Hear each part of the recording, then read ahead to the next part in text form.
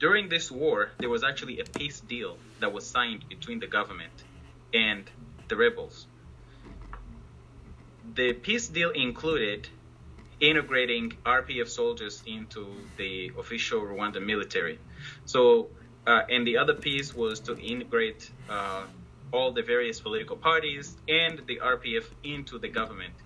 So as part of the deal, there were 600 RPF soldiers in Kigali, in Rwanda, that were allowed to come and protect. Well, the reason for them being there was supposedly to protect their politicians. There were supposed to be just 600, but they ended up sneaking in a whole bunch more soldiers. They will basically send the soldiers, the 600, they will have 600 officials within this building. It was the parliament building. And from that building, they would exit and go into the community, and they would recruit more and more people. And they would actually go and get more people from their base. And by the time that the genocide happened, there were thousands of them. This happened with the complicity of the UN, because they were supposed to be searched. They were supposed to just be bringing back firewood, and instead of bringing firewood, they were bringing men to fight. They were bringing weapons that they were not supposed to have to fight. And so they were stocking up on arms and stocking up on men and using it as a recruiting ground. So April 6, 1994 hits, they shoot the president's plane. And when I say they shot it, I know many times in mass media they said it was a crash, many times they said it was an accident, and many times they say they don't know who did it. Before they used to say it was the extremist Hutus. Now we know it's the RPF, because many investigations have shown it's the RPF. And also I have spoken personally to two men who were guards of Paul Kagame. One of them was his guard in 1994, before the genocide. His name is Alois Ruyenzi. Alois Ruyenzi, by the way, he is also, part of his stories in the book. So I talk about some of my conversations with Kagame's bodyguards.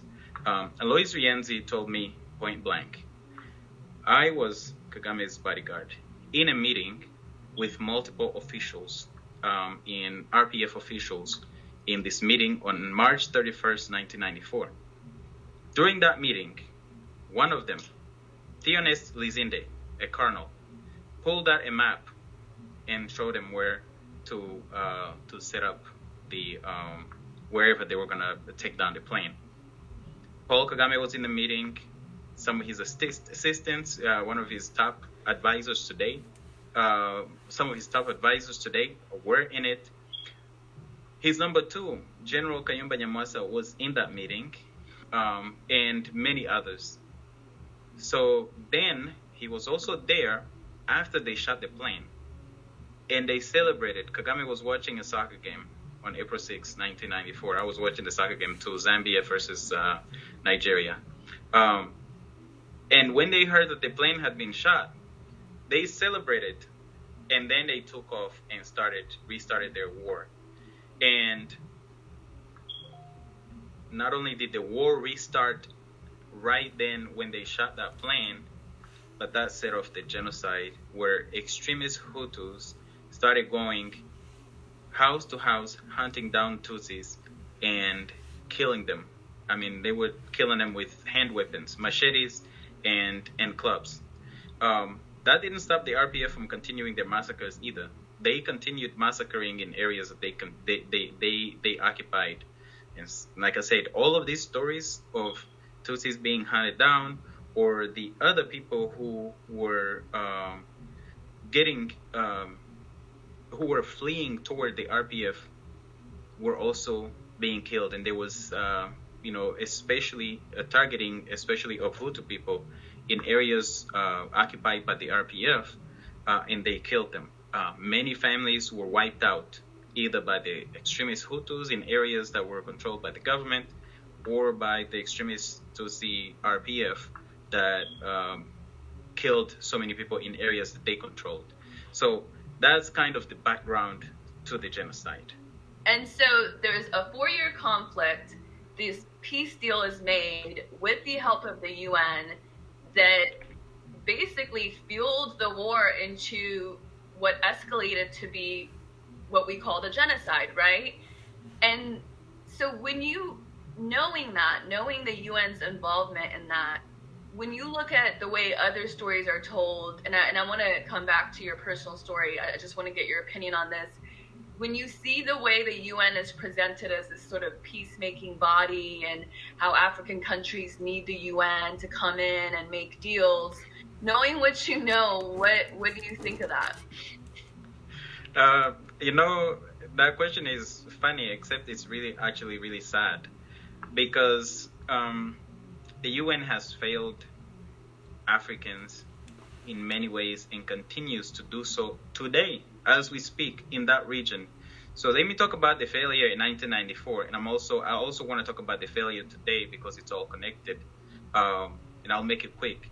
In 1994, right when the genocide started, there were, if I remember correctly, 2,500 troops from Belgium, Bangladesh, Ghana, Senegal, and a few other countries, but mostly Belgians and Bangladeshi. After the shooting of the plane, 10 Belgian troops were killed by soldiers from Rwanda's former military, the military that lost. As soon as that happened, Belgium pulled all of their troops out. And they pulled them out, and there was probably less than 300 troops left. Some of the parts that they were in charge of, people were massacred right after they left. There was a school now known as Eto. It was actually close to my home. People who fled there, many of them were assassinated, were killed there, were massacred there after the Belgians left. And also, the other piece is many foreign troops came and they rescued just foreigners. And so you would be in a crowd of hundreds of people, and these white soldiers would come and they would look for that one white woman or one white person, take that person and leave. I actually met one of the American soldiers who came to rescue the Americans, and he said, for us, we couldn't, our mission didn't allow us to rescue people, but I felt bad leaving the children behind and seeing how desperate people were. So the UN left and took all their troops out, but now also UN was in complicity with the RPF, and let me explain. And that exacerbated the killings of the Tutsis. By the way, now we know some of the top officials within the RPF have actually bragged about how they had their troops embedded within the militias who were committing genocide against the Tutsi people. And I'll name the name Tito Rutaremara. He's the ombudsman in Rwanda. He's been one of the top leaders within the RPF who say that some of the bodyguards that I spoke to, Kagame's bodyguards that I spoke to, they've also shared that with me. Emile Gafirita, who was he was disappeared in Kenya on his way to testify about the shooting of the plane, by the way. He's shared that with me. And he also shared with me that the RPF had a cleaning group, that's what they called them, that would come behind the lines and clean out anybody that was behind those lines, their front lines. James Munyandinda, another bodyguard to Paul Kagame, also said point blank, the RPF had technicians, that's what they refer to them as, who were infiltrated within the inter-army militias to help and exacerbate the genocide. Going back to the UN, there was a general, a Canadian general, Romeo Dallaire, who today says that he did everything to stop the genocide and things like that.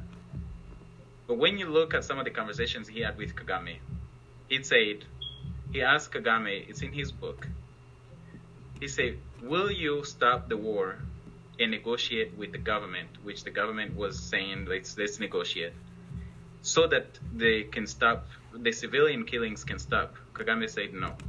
Then he told him, will you speed up your war and win quickly so that there can be less civilian casualties? And Kagame said, no, there has to be some sacrifices for war. We are going to do this in our time. Now, on April 28th, this is 3 weeks after the genocide started, April 28th, 1994, two men who represented the RPF at the UN, one named Claude Dusaidi, another one named Gerald Gahima, who went on to become a minister in the RPF government and also a general prosecutor in the RPF government. Both of them wrote a letter to the UN and said, we do not want any intervention in Rwanda because all the Tutsis who were supposed to be killed have been killed. But the genocide went on for many for 2 more months, more than 2 more months after that.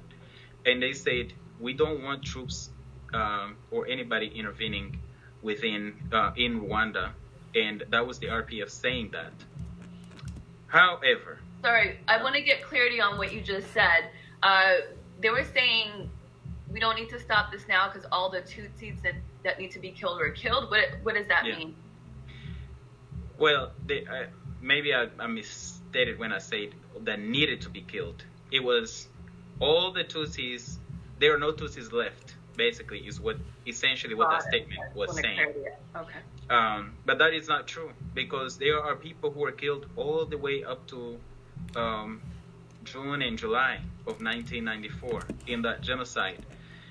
And all of that is to demonstrate the UN's attitude toward Rwanda. Now, however, the other piece of it was, the UN follows the US lead. The US did not want the RPF.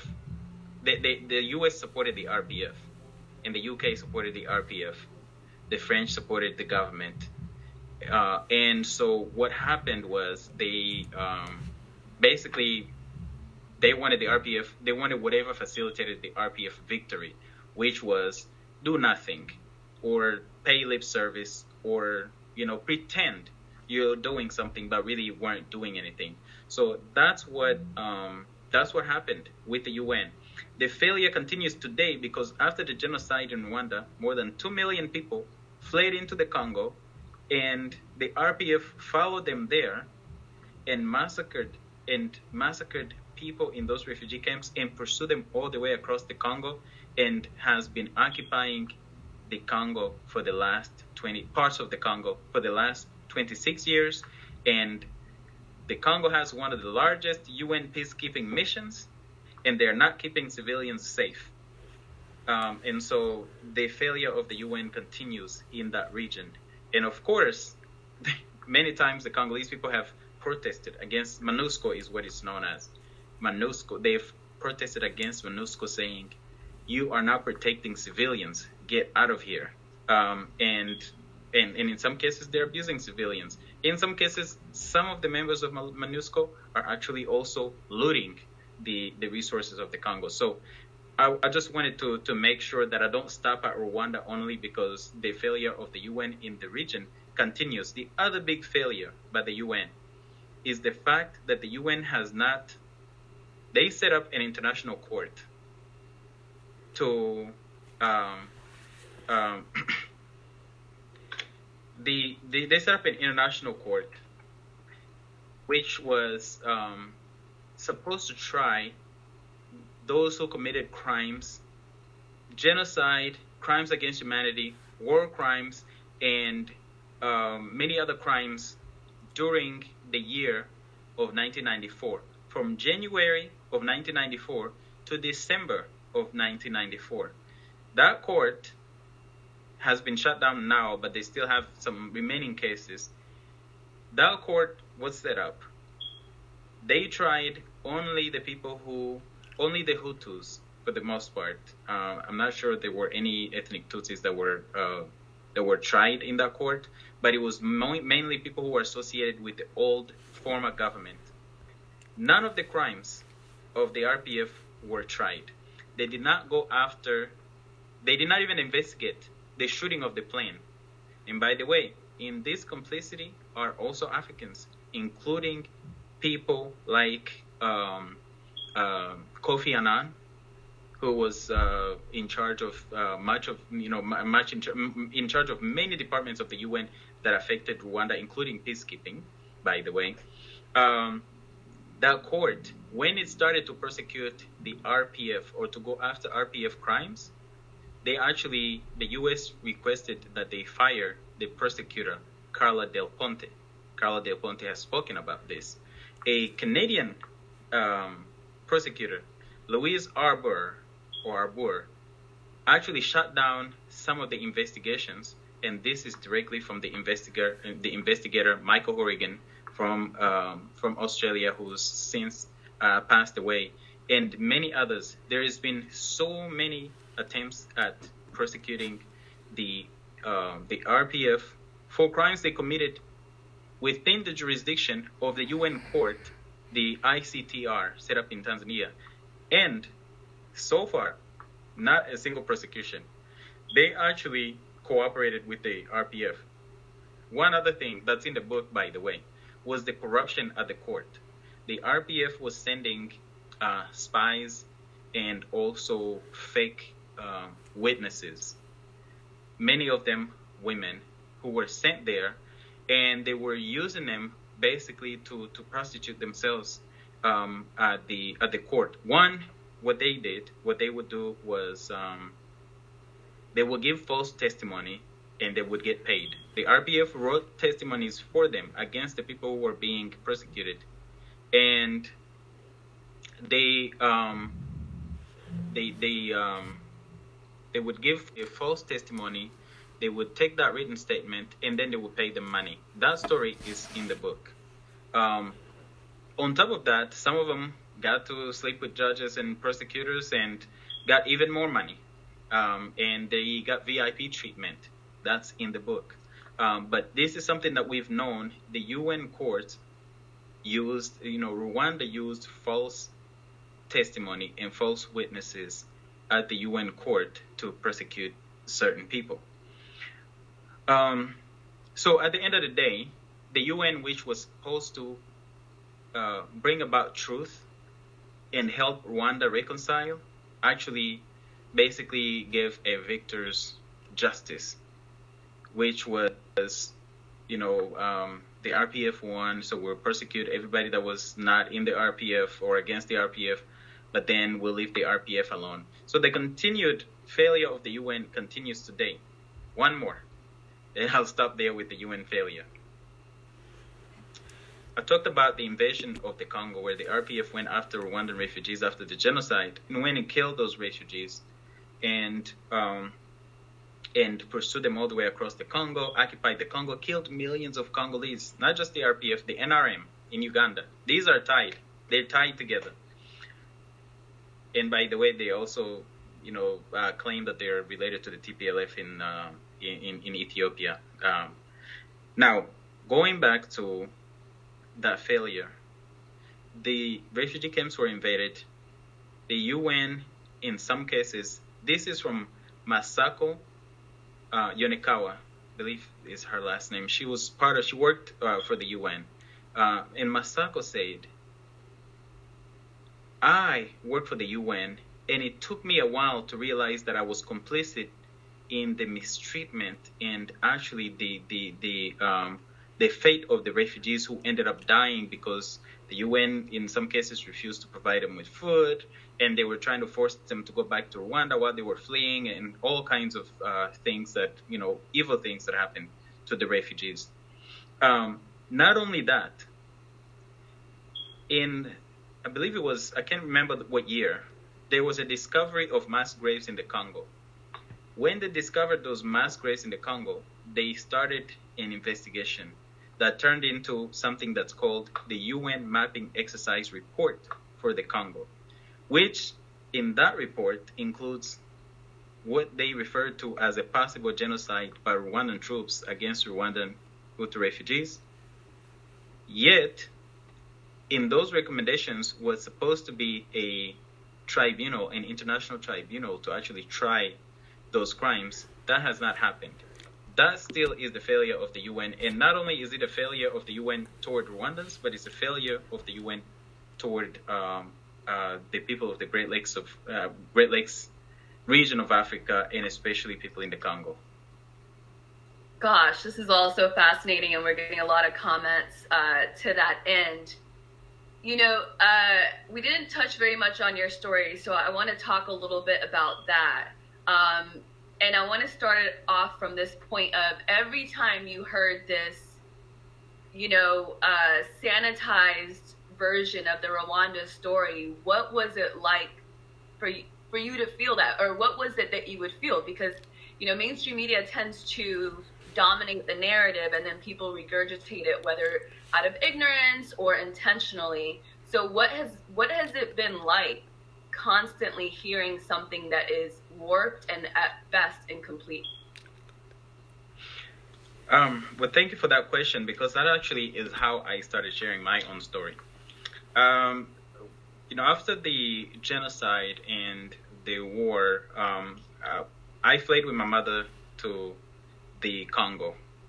By the way, there's mainstream media likes to present the refugees who went to the Congo as genocidaires.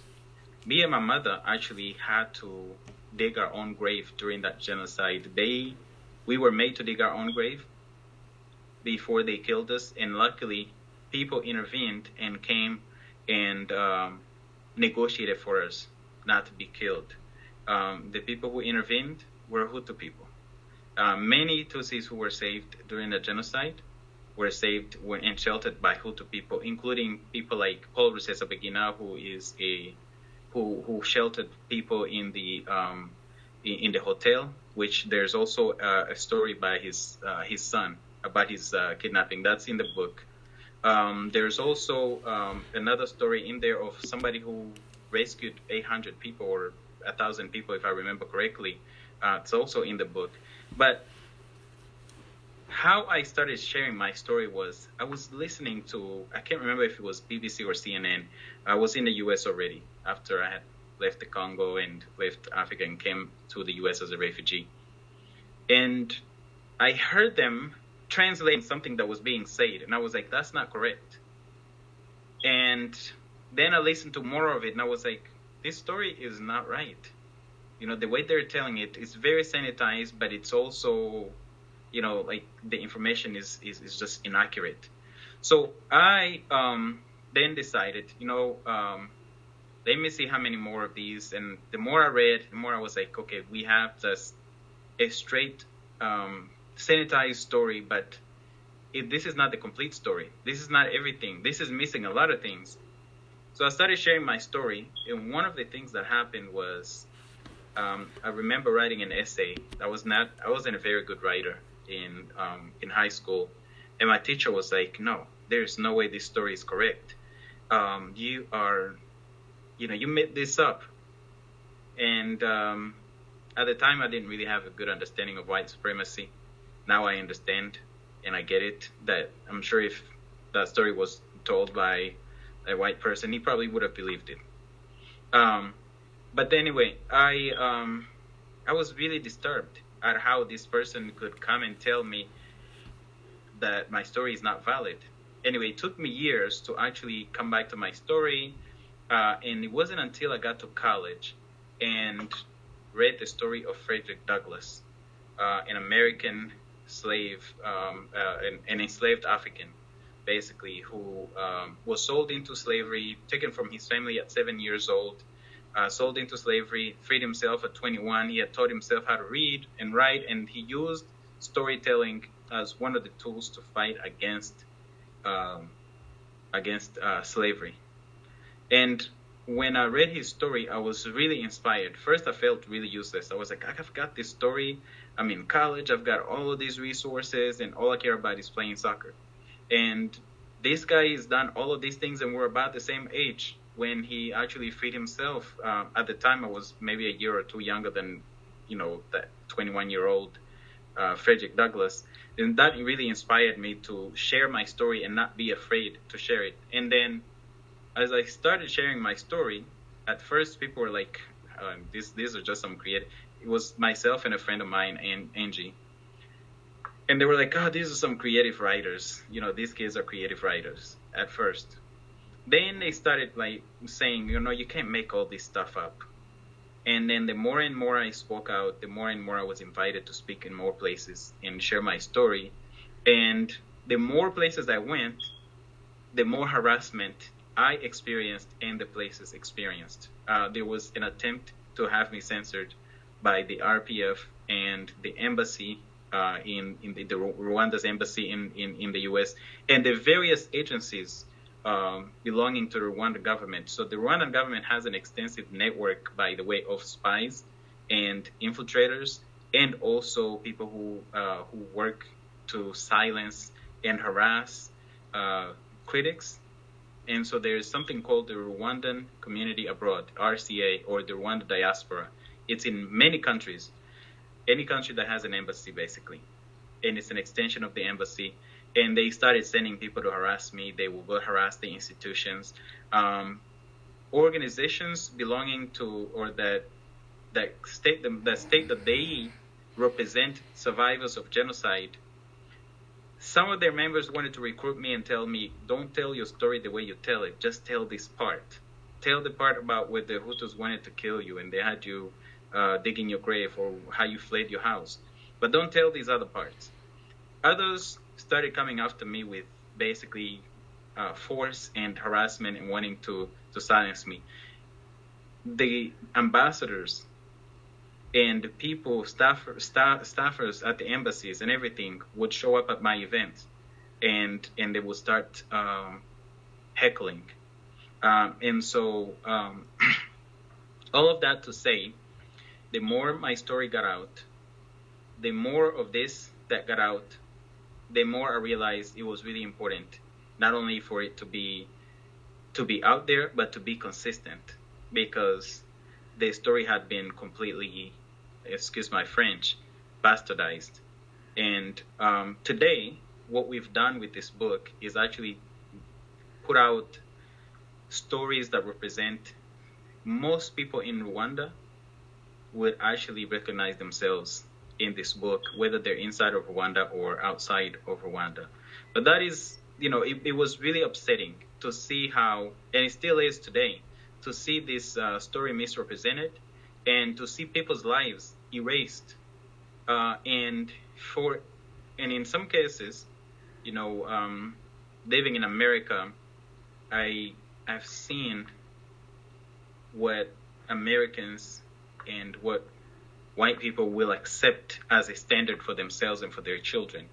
And for me, the thing is, do not subject Africans to a life that you wouldn't want your children to live. And so, mass media control of the narrative in some cases has actually changed because of people coming out and telling their stories. So they went from saying, oh, it was a plane crash, to the plane was shot. Now they're saying they don't know who did it, but eventually I'm pretty sure they'll come out and say, okay, the RPF actually started the genocide. Kagame started the genocide by shooting down the president's plane in 1994. By the way, thanks to the kind of work that you do, to debunk the myths, that is how the stories get straightened. And that's how, when history is incorrect, that's how it gets revised. And repeated, exactly. It can get repeated because we're not talking about the nuance and all these different factors that are in. So people are resentful. Some voices are elevated, others are silenced. And that's just, you're bound to have conflict again, right? When you're operating like that. I'm not sure how much you know about Ethiopia and its politics, but it's so crazy to hear you talk about RPF because it sounds like TPLF's cousin. TPLF, yeah.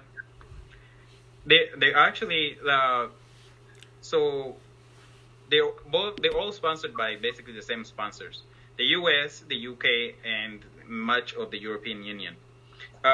So the relationship, if I remember correctly, the TPLF came into power in Ethiopia. Please correct me if I'm incorrect here. 1991, right? Yes, a lot of the same parallels in the timeline.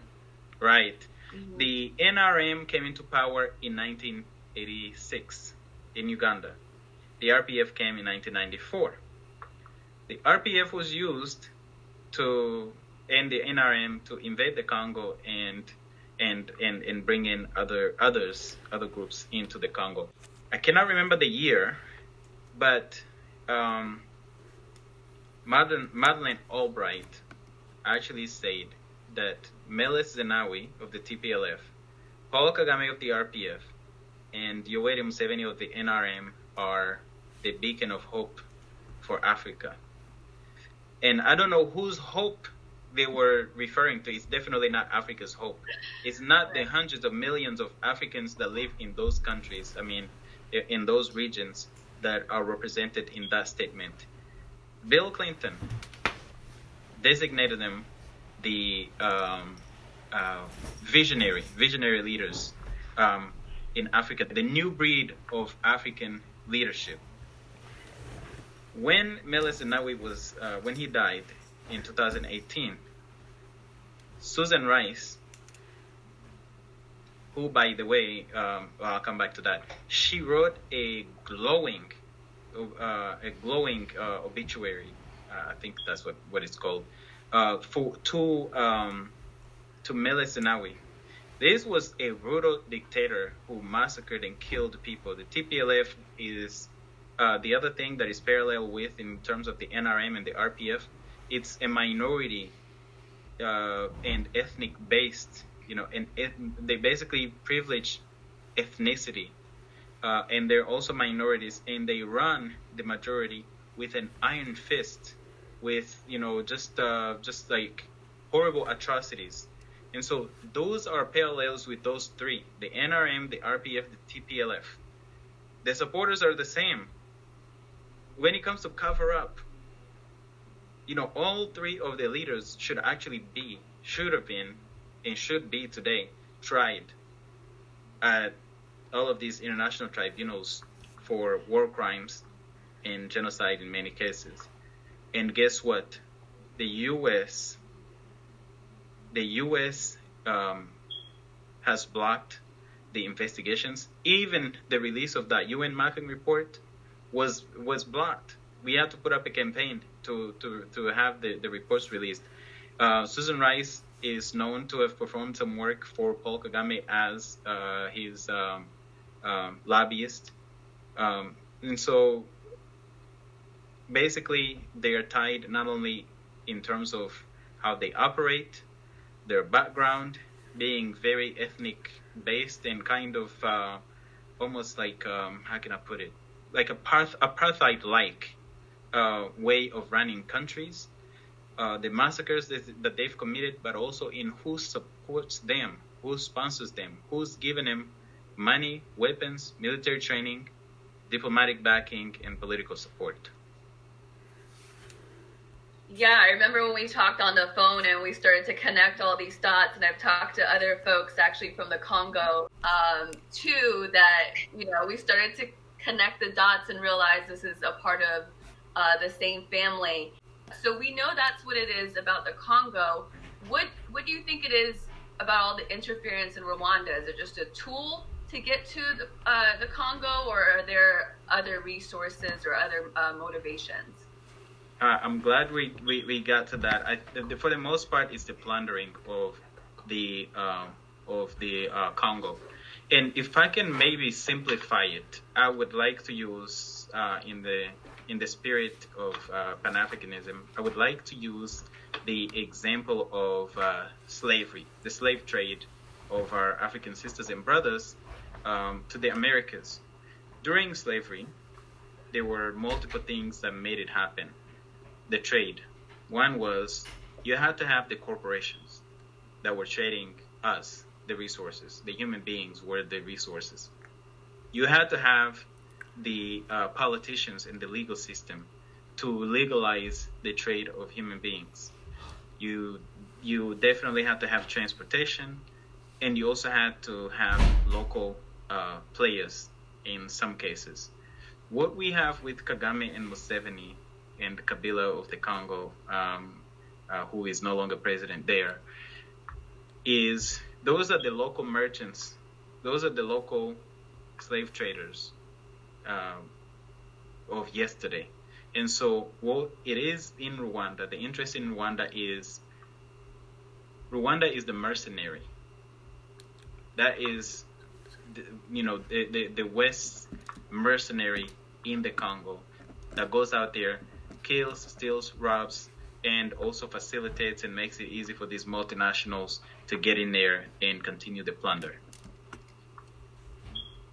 I'm glad. Yeah, I'm really glad we brought up Congo, because it wouldn't have sat right to have this conversation without including the Congo. Claude, thank you so much for your time. Thank you so much for having me. My pleasure. A lot of comments, just completely eye-opening. This is the conversation I wanted to have about Rwanda, because even Ethiopians, even though they mean well, they bring up Rwanda in a way that I've come to learn is not all the way accurate. And I remember talking to somebody saying, I don't think you understand it all the way, because we've been fed a certain narrative, and and people are so shocked because they thought they knew the story. So thank you so much for your time. Anything else you want to say? Yeah, Hermela, the more you understand Ethiopia and the dynamics of TPLF in Ethiopia, you will understand the dynamics of the Rwandan genocide and the RPF. It's so parallel, it's so similar, and I've been saying this for years. And finally, the dots are connecting, and I'm so glad that we're able to do that.